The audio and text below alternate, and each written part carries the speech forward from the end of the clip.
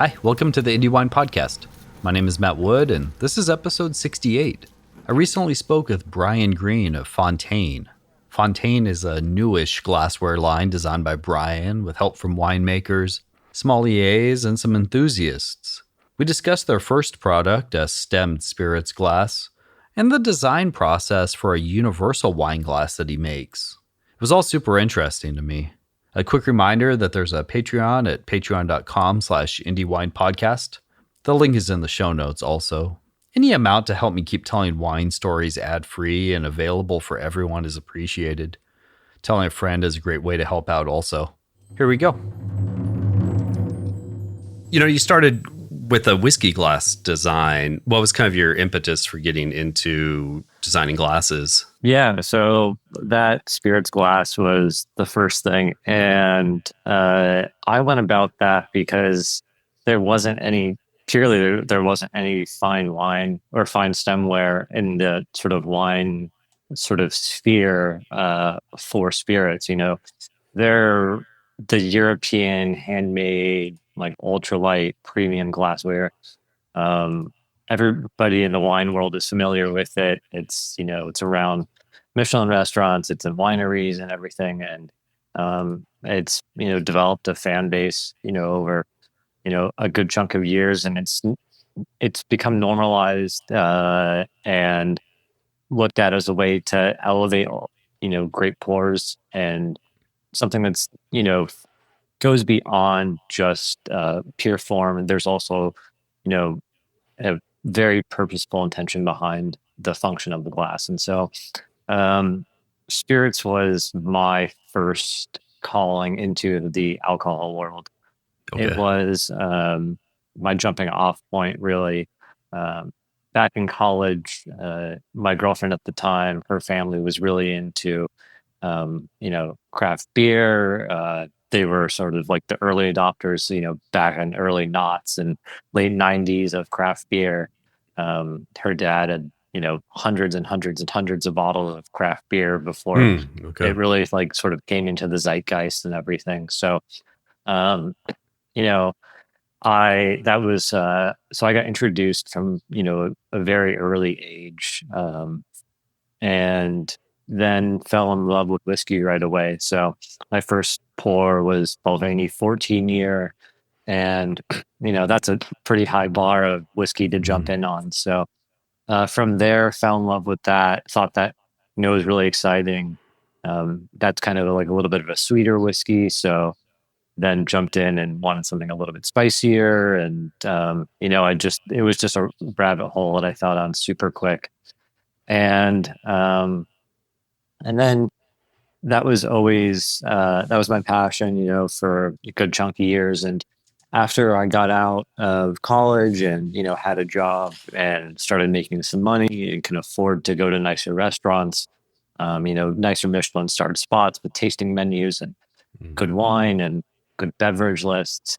I went to these restaurants and they were serving wine out of this fine European stemware, and I was like, whoa, this is incredible. This is not like just some like blunt force object like glass that you can buy at Bed Bath Beyond sort of thing. Like, this is really beautiful.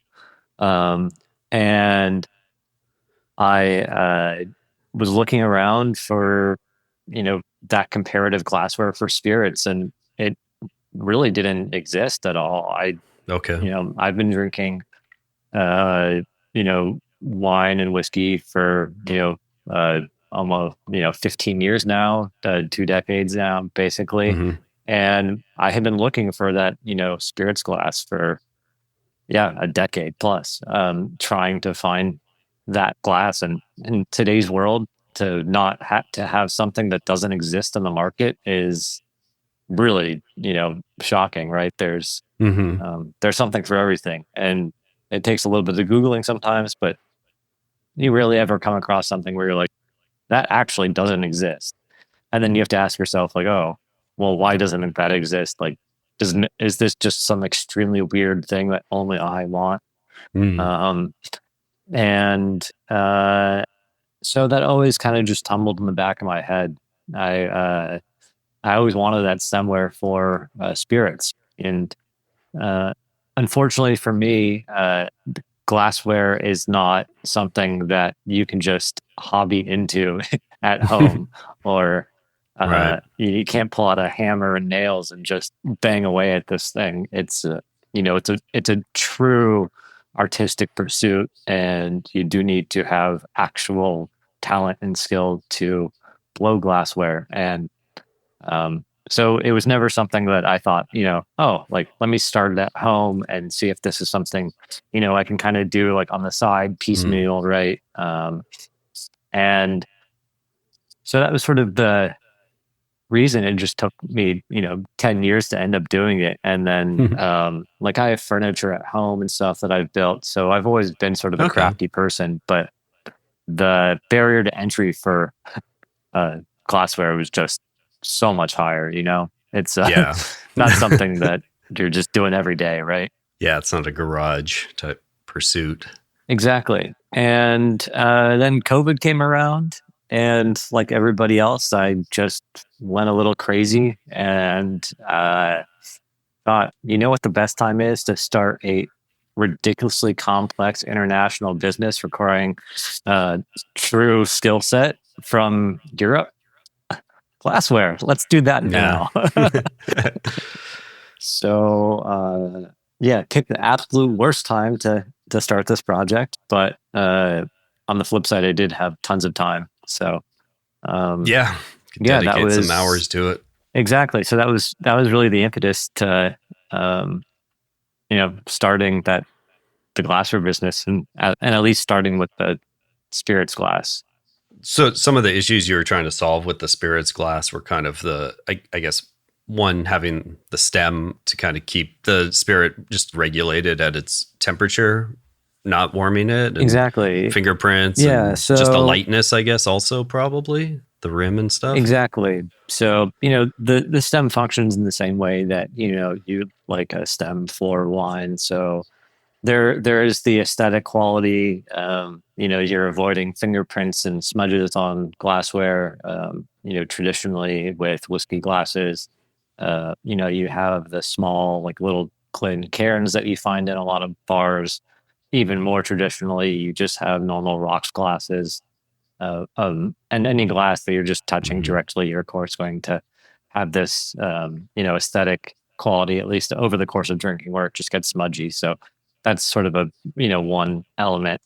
And then functionality wise with the stem, you're also reducing any effects of aroma from your hands as you're nosing whatever's poured inside, whether that's, from food that you're, a hamburger you're eating, or soap that you've washed your hands with, or whatever. So, distance from, the spirit to your hand is beneficial.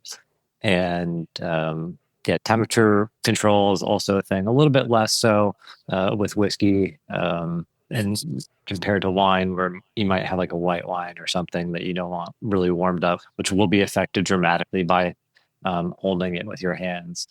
I mean, oftentimes when I go to breweries, even they serve beer too cold for me, so I rub my hands together and then hold the bowl. And honestly, that, like, you can warm up a glass pretty quickly doing something that way. So yeah, for me, that was really, just trying to bring all the qualities of a good wine glass into the spirits glass, and figuring out how to, really scale it down, and while also sort of, taking other considerations like, the proof and the ABV and sort of the alcohol presence that is, so much higher than wine, where, wine's, anywhere, like, maxes out, if you go real crazy, like, it's still below 20%, right? So, Right. um, there's different qualities, but, trying to take that essence of a good wine stem and then bring that into the spirits glass. How did you go about kind of R&D and the design for that? And I guess, sort of to add on to that, finding a partner to work with you maybe in that process. Yeah. So the first, with the spirits glass, I didn't have any development partners like I did with the wine stem this time around. It started off with me just meticulously just buying way too much glassware, much to the chagrin of everybody in my life that, would come over to the apartment and then have to, gingerly tiptoe around, fields of glass of an apartment, in my tiny LA apartment. But, you know, from there, getting calipers and just getting these this fine tool out, and then just delicately measuring every sort of aspect of every different type of glass I could get my hands on. So, measuring wine glasses, measuring tumblers, measuring white wine glasses, sparkling wine glasses, trying all the glasses I could possibly get my hands on, meticulously measuring all of them and pouring the same spirit across all those different glasses, nosing them and sort of determining what qualities I liked from each different style of glass, and trying to evaluate the individual pieces from these non whiskey or spirit glasses, and trying to be like, oh well, this is a champagne glass, but this works particularly well for a particular type of whiskey or something. So just did a bunch of sketching, and then learned how to actually 3D print, and bought a 3D printer. And so that was a whole different learning curve, and learned how to, produce prototypes at home that way. Obviously, a lot of those prints weren't super watertight, but with a bit of glue, at least I could get enough of something in there to at least have sort of a vague idea if it was in the right direction. And then from the early 3D printed prototypes, then it actually ended up finding a local glass blower here in Los Angeles that is an incredible artist, and worked with him to produce the earliest prototypes. So this guy, Anthony Bianco, really, really talented craftsman, just really extraordinary. And so and shortly after, the huge like COVID swing and everything, we got together in person and got to go to, a glass blowing shop in Los Angeles, and got to see Anthony, bring these 3D prototypes printed in glass to life. And it was just so incredible seeing those come together, because with the current glassware in production, they're made with molds. So the glasses are carved into a piece of wood, blown into the shape. So that way they're consistent, over the course of hundreds of glasses. With Anthony, we didn't have wood molds. We were trying a bunch of different shapes. So he blew all of these glasses by hand with, fine measurements, just tweaking and pulling and adjusting glass by hand. So it's amazing. It's just, and you're seeing this molten substance, harden and come to life and be manipulated real time. And I mean, just really, really extraordinary stuff to see the fine-tuned measurements, because, for these glasses, even though they were prototypes and really just proof of concepts, they still needed to be within, close proximity to what I wanted to do. So to get within a couple millimeters of these sketches that I had, and seeing somebody just fine tweak that by hand, like really, really extraordinary. And then once I had those couple different shapes from Anthony, I just did a bunch more testing with those stems, shared them with friends. I'm part of a whiskey club here in LA, so shared that, with a bunch of other, enthusiasts, and then kind of just picked the one that I wanted. And then it was time to try to find a manufacturer. And well, that was extremely difficult. So, a lot of these glass shops in Europe, don't have web presences, or they're really off the charts. And so a lot of them, also don't want to work with, a super small, fledgling sort of, entrepreneur from California that doesn't know Yeah. anything about glass or crystal, fine crystal. So that was incredibly challenging. Ended up, going through a various bunch of different like business resources. I talked to, there are some supply chain sort of experts that, you Okay. know, have, they may not know glassware, but they may like have resources within just trade and, trade Mm-hmm. bureaus that can help you sort of piece the puzzle. So it really ended up being this crazy game of phone calls, and I ended up getting samples from I think 5 or 6 different producers, Okay. all across Europe and the core Bohemia crystal sort of triangle. So Italy, Germany, France, Spain, Austria, and basically just got samples from all these different producers and then just evaluated for the quality glass that I was looking for. And for me, that was always the number one focus of this, was that I knew going into it that, well, initially going into this, it wasn't going to be, or I didn't think that it was, or I wasn't trying for it to be a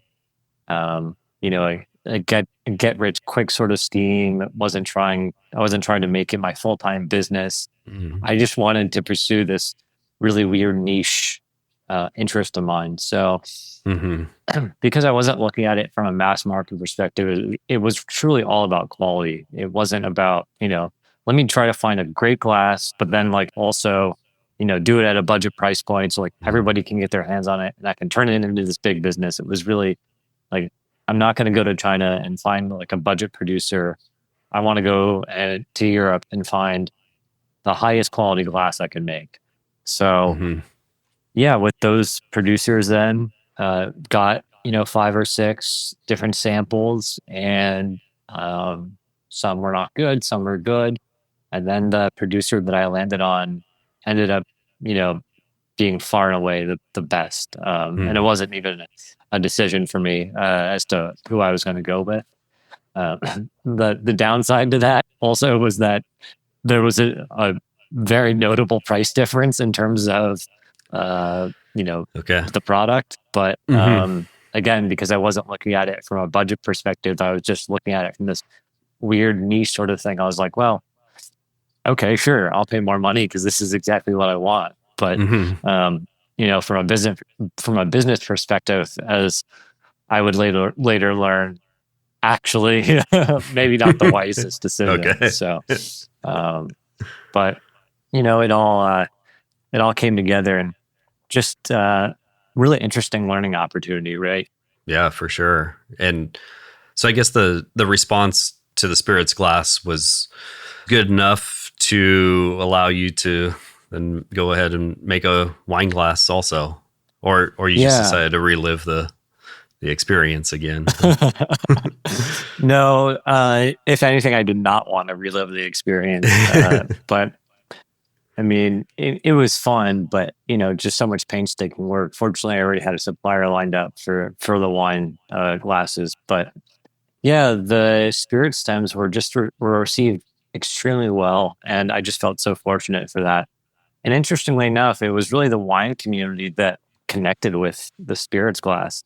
It was not Mm. the whiskey and spirits community, actually, because there's still this real traditional sort of mindset about what whiskey glassware should be like. And that's been the biggest hurdle of the business from that side of things, because there's still a lot of education of people being like, oh, well, like, why should I not drink this, nice spirit out of a rocks glass? Mm. And there's still a lot of education that has to happen around that. So I think that's been the biggest challenge. But and especially for people to then get a whiskey glass that had a stem, it was like, whoa, what is this? This is Right. insane.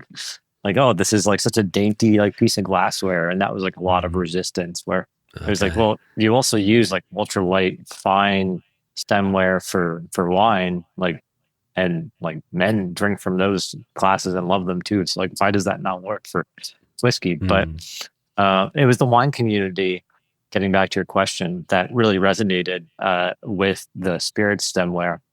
And so naturally, as they got a hold of the spirits glass, they just wanted more glassware. Okay. That's the thing with glassware with enthusiasts, right? They get their hands on one thing and they want more of it. So Yeah. I came out with the spirits glass, and very shortly after that, people just started hounding on me like, oh, when are you going to make a wine glass? When are you going to make a wine glass? Bryan, are you going to make a wine glass yet? Are you working on that yet? And it was always like, well, I could, right? It's definitely within my capabilities. I've already designed one glass and it's going well. There's no reason why I can't do another. But, unlike the spirits glass where there was this big market hole, that wasn't the case with, wine stemware. There's lots of premium stemware out there. There's no denying that, right? So that was, I think that was sort of like the biggest hurdle for me just to wrap my head around was, if I'm going to do this, I have to do this to the true best of my ability. And I have to do something that, I can really stamp my name on and that I feel comfortable saying is an extremely good glass that's worthy of going up against also really good competitors, if I'm being honest. So, yeah. I just felt like I needed to get to a stage where I had a little bit more momentum to do this sort of project where I knew I wanted to bring in true experts in the wine industry to be involved in this class, because that spirits glass was just something I designed myself. But the wine stem, I was like, I love wine. I drink a lot of wine, and I do feel that I am very knowledgeable about it, but I'm also not the one that's in the vineyards every day, growing the grapes, crushing the grapes, and making wine and selling wine. And I don't work in a restaurant. I'm not a sommelier.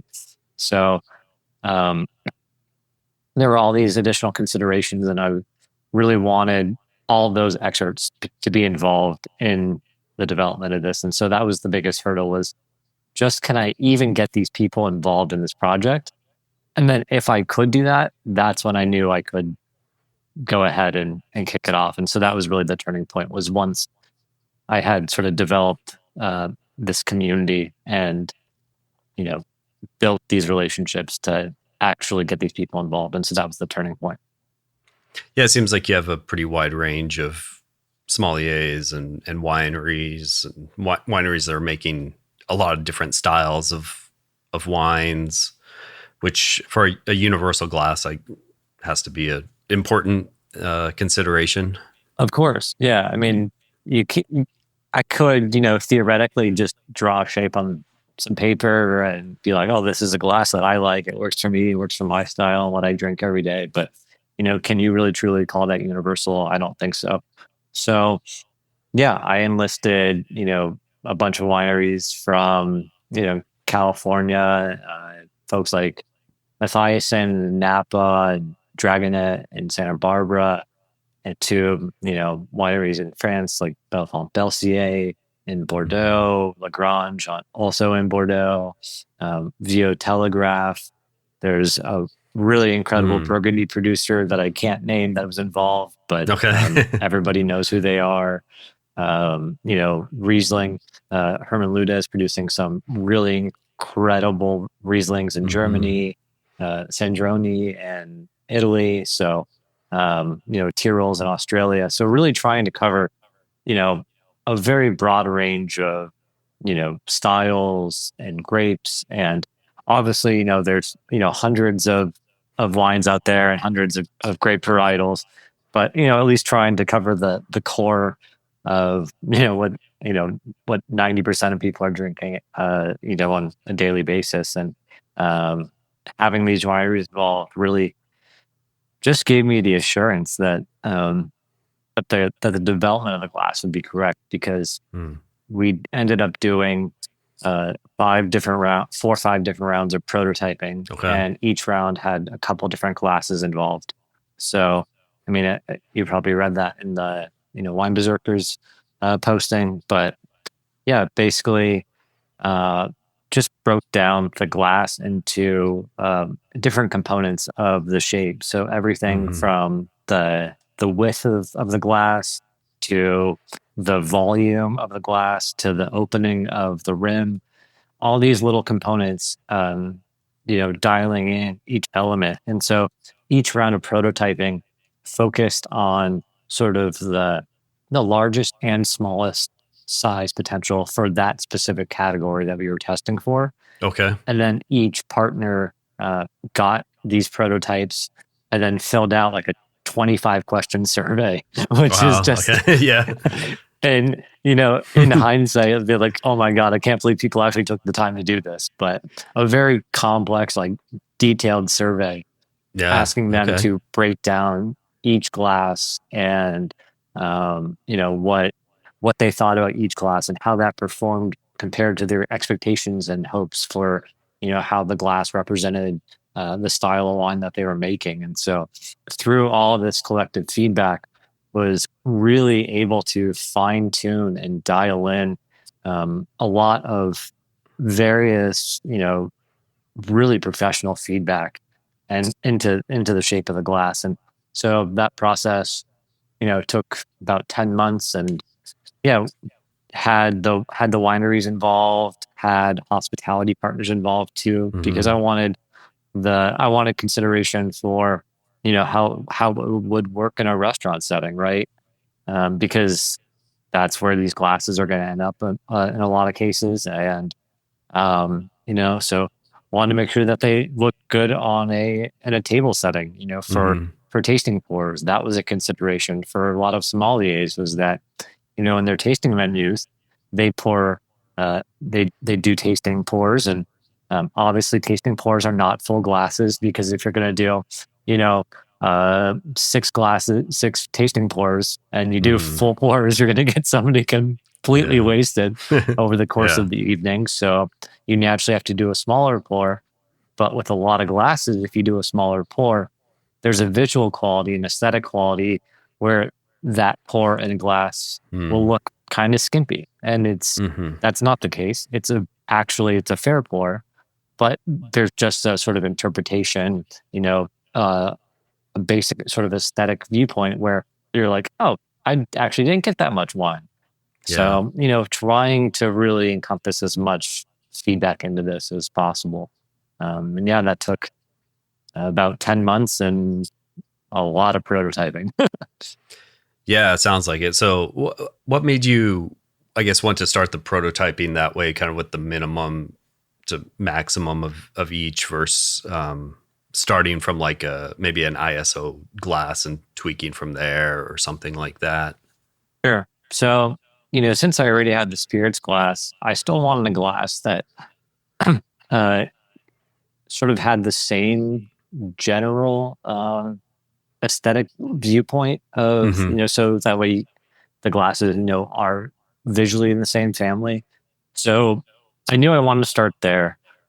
And then using these different parameters, um, I'm I'm pretty scientific in just most things I do Mm-hmm. in my daily life. I'm very analytical, and so with the spirits glass, that was really, there wasn't much process or anything to that in terms of a systematic methodology towards designing that glass. Mm-hmm. It was really just me sketching and seeing what worked and doing a lot of iterations that way.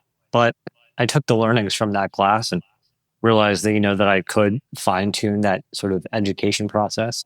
Mm-hmm. And um, going with the different uh, testing parameters, I chose those categories because they are the core frameworks of the shape. And so you know ultimately a bowl is a bowl, so it's not like you're not doing some super complex engineering process here. Mm. I'm not trying to design a rocket for SpaceX or something, which Yeah. is infinitely more complex. But Um, so I designed these testing parameters, and then from the beginning, though, the important thing was to identify the framework of what I would be testing, and then sort of use the median of each different stage, so Mm. that way, um, wouldn't be all over the place, and I can control sort of the design of that as much as possible. And I knew, like, okay, if I have the broadest range of the rim diameter, but I'm going to test the width first, I'll start with with the median the of the rim diameter, so that way I can control that as I then move up into the volume. And so Mm-hmm.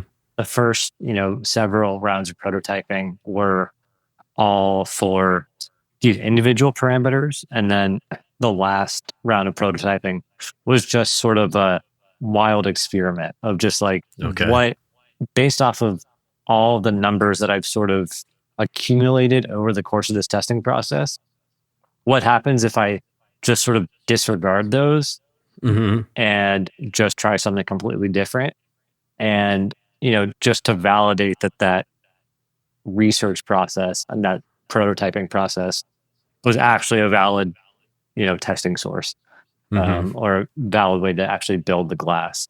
And so sort of have this control of the testing parameters, but then also this control of just random sketches. Yeah. And it was fun. It's definitely it's definitely a painstaking process, because at the size of the shape that we're working with here, honestly, something as small as 2 millimeters does make a big difference. Mm. It Okay. doesn't seem like it would when you talk about 2 millimeters. Like 2 millimeters is, like a fraction. It's like, I don't even know what that is in the converted to inches, but it's like a penny's width, right? Mm-hmm. Or a nickel's width. And by pure width, it doesn't seem like that much, but percentage wise, it actually does greatly influence, the Okay. surface area, for example, of the glass, of how much wine is being poured and how much is exposed to air over the course of the drinking experience. And so these percentages are, much bigger than just the pure numbers. And so this process was very much sort of a painstaking, true millimeter by millimeter iteration process, um, which was, both fun and arduous. Is there a certain component in wine that really speaks to you personally, as far as texture or acid or tannins? Yeah. So for me, it was, I have sort of a curious preference of palate sort of preferences. So for me, I I really love um, you know big wines. I love Petite Syrah. Um, Mm-hmm. I I'm also a huge texture nut. So um, but I also love acidity. So, like, actually with what I'm drinking now with, the Sauvignon Blanc from Maitre de Chez, I love this Sauvignon Blanc because it's a very textural Sauvignon Blanc. And so Mm-hmm. it's got this, really lovely, like ripping acidity, but also fattiness that you don't find, typically in a Sauvignon Blanc. So, um, my preferences are sort of atypical, I would say, toward some of you know, the majority of consumers. I really love very old white wines that are heavily Okay. oxidative. And so like old Shennons are just some of my Mm-hmm. favorite things. Old Rieslings, Nice. especially like Mosel ones that just have this incredibly dank sort of like petrol diesel sort of vibe. I think that was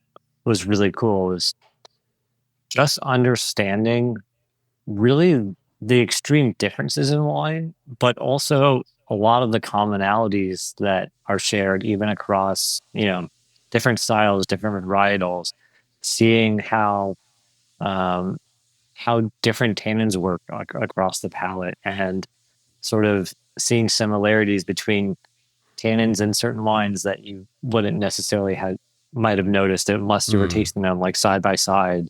And for me, this whole business is a passion project, and I'm an education kind of nutcase. So the learning element was, I think, almost even more of a highlight for me making this glass than the actual product of the glass. I mean, I'm so proud of this glass and I'm so happy for it, but the the the glass, the design of the glass has benefited me in a lot of ways that go beyond just like a simple sort of business and monetary sort of thing. And so, um, that's been really incredible. And it's introduced me to, a ton of really incredible winemakers along the way.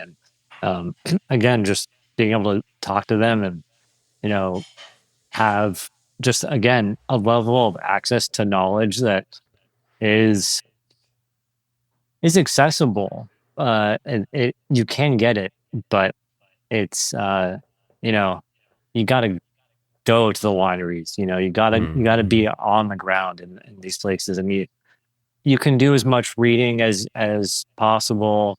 And there's so much great literature out there and so much great education sources, but there's truly nothing just like going to the vineyards and talking to the winemakers. So, you know, getting access to that community, and honestly, from being really a true outsider, where I was just a consumer. I wasn't involved in the business at all.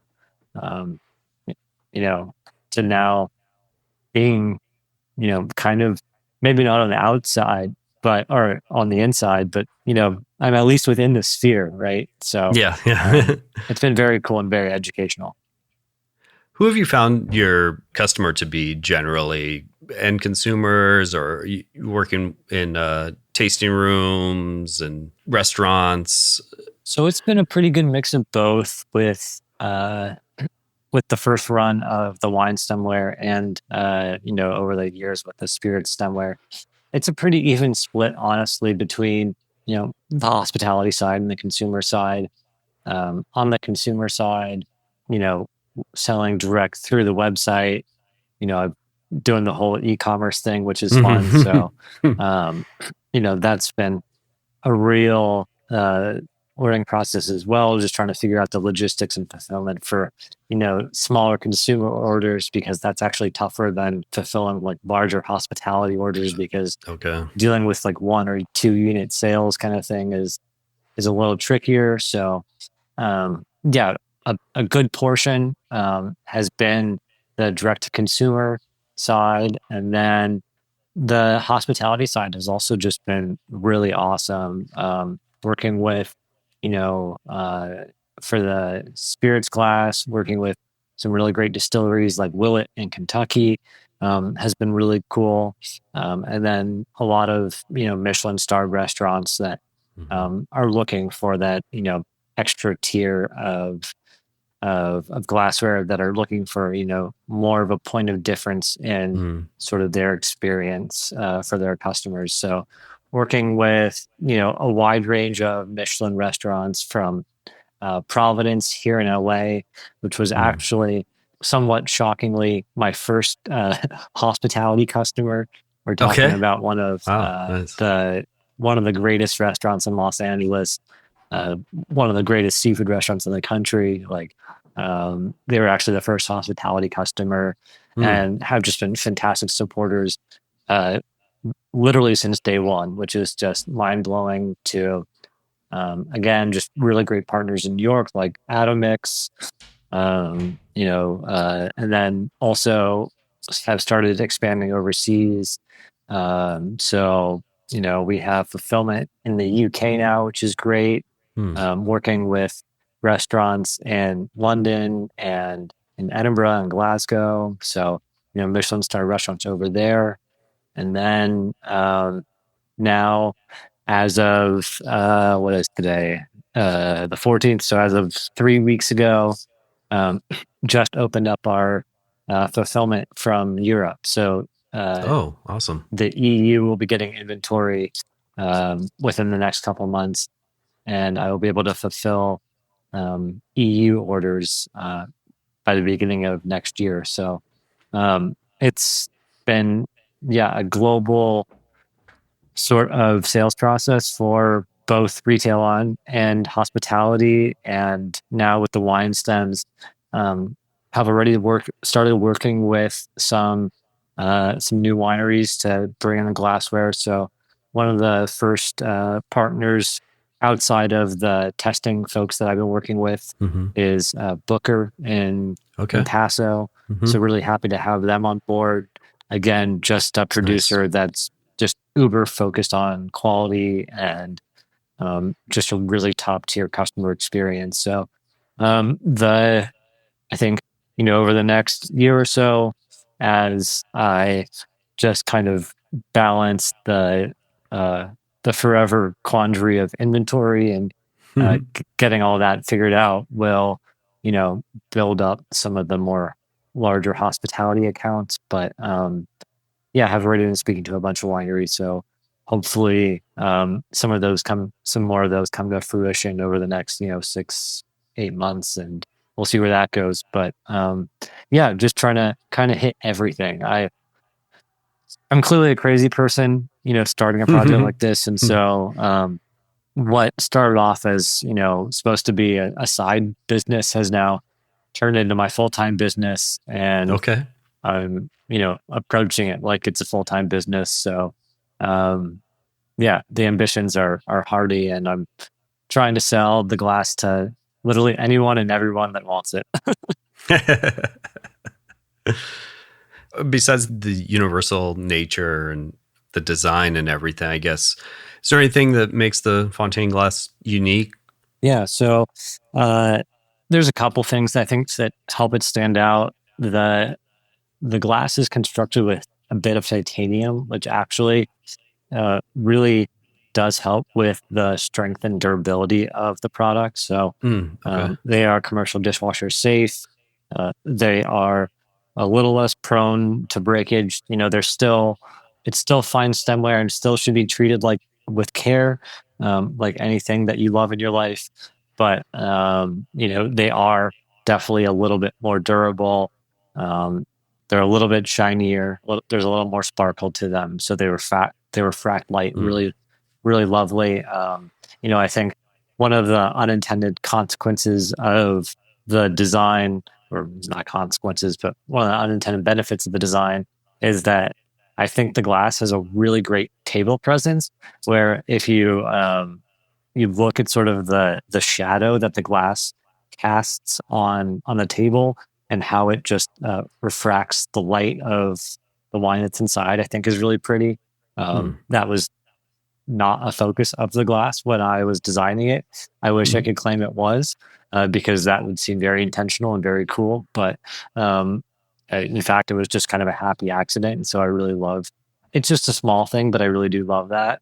And then I think one of the other benefits is just that this is one that's built a little bit more for the hospitality professionals, but um, it is, like, sort of what I was mentioning earlier, meant to be really accessible for the hospitality professionals. So the widest point of the glass is a standard 5 ounce pour. So, Mm. for Okay. sommeliers that are pouring tableside, um, you know, you can easily Uh, judge how much wine is in the glass, which is a big thing. And just making sure that it looks good for pour nice. sizes all across the range. I think those are, Mhm. kind of the big elements there. In terms of points of difference, it's and unique aspects. Ultimately, all the glasses are out on the market, deliver wine in a way as long as they don't leak, and they function, and they deliver wine into your mouth. Like, that's ultimately, as long as that end goal is served, like, that's the big thing. And honestly, it's really just about finding a glass that works for your palate and the wines that you drink. I like to think that, we've put in the due diligence to make this wine the most accessible glass for, all different types of palates. But Mhm. so broadly speaking, do I think that's a unique proposition? Like I certainly think so, because we really have like tested it all the way down. And so I think that the story of our development process is something unique. Um, but how unique that is, or what the benefit of that uniqueness is, a little hard to quantify. And as far as choosing a glass, it's really, you know, you got to just try different glassware and Yeah. see what works for what you like and the kind of wines that you're pouring at home. Honestly, at the end of the day, I try not to be too self back patty about it all. What's the best place for people to get some glasses? I know you might be sold out at the moment, but some back in stock soon ish. Yeah, so the best place is the website, fontaineglass.com. That's Fontaine glass.com. So I don't know when you're planning on putting this out there, but the glasses will be back in stock by end of 24, early 25. So, but I have now reopened for pre-orders. So, depending on when this goes out, would definitely encourage pre-orders, just because the biggest struggle of a business like this is just inventory planning. Always trying to find that Goldilocks zone of how many glasses to have on hand, and so that's a huge puzzle piece, I think, with the first round of the first batch of glassware that's now sold out. I didn't want to run this crazy long, pre-order campaign or anything. So I produced what I thought was a reasonable amount of glasses. And then at the end of production, put out the pre-order, and then sold out of the glasses within, a couple of weeks. I sold out 80% within, the first week. And I was like, oh, I think I might have dramatically under produced. So, Yeah. I definitely would encourage pre-orders, because it really helps just planning and making sure that everybody's getting the product they want, especially with some of these hospitality orders that are coming in too, because they range in a large variety of quantities. So, yeah, if people are interested, I would say, the website's the best place. And for both for the wine, the spirits, and I also have some like travel cases that will be coming out for the wine glasses, have travel cases currently for the spirits glasses. So the glassware, and then just some positive accessories that allow you to enjoy the glassware a little bit more. Yeah. Nice. Is there anything that we missed or that you'd like to talk about? I think it's just the one other element of this, I guess, all is that with the reception of this glass, and sort of the natural evolution of everything too. This glass is not going to be the last wine glass that Fontaine makes. So I will be I won't be going down the route of making 3 million different glasses for a ton of different varietals, and but I will be doing at some point a glass for sparkling wines, and I might end up being sort of a hybrid for sparkling and dessert wines, and then a larger, more Burgundy style glass as well. So just again, trying to build up that product range of having, a full complementary range of glassware. So, as sort of the business development, as sort of the business develops, um, those will be coming out. I'll probably start working on those next year. So we're a bit of ways from those glasses, I think, because they'll still get the same level of OCD sort of design tweaking and process development, but ultimately, hopefully we'll be working on those next year, and then maybe in 20 early 26, I think, looking down the road. But Yeah. I'm excited because I really want this to be kind of a one-stop shop for everything. And I realize that there's a benefit as, to having more than, one glass, but less than 5. Yeah. Very good. Thanks for hopping on and taking the time with me. Appreciate it.